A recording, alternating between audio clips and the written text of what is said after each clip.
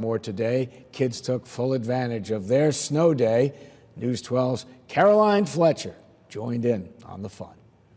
I've been throwing snowballs at my friends, and I've been making snowmans, and I've been sledding. Thursday morning, Dornick Hills was dotted with kids having the time of their lives. Half I'm not in school. Tiller says he'd rather be here, hitting the hills with his sled.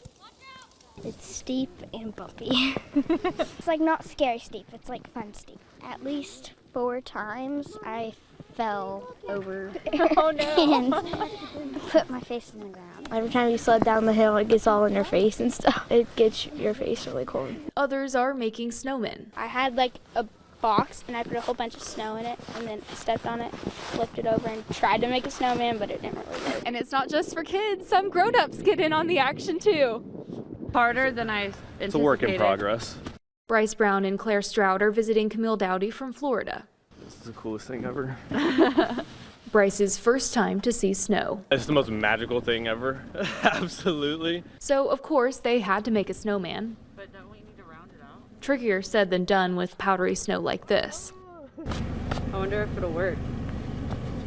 Kinda. Enjoying the first snow of the year. In Ardmore, Caroline Fletcher, News 12.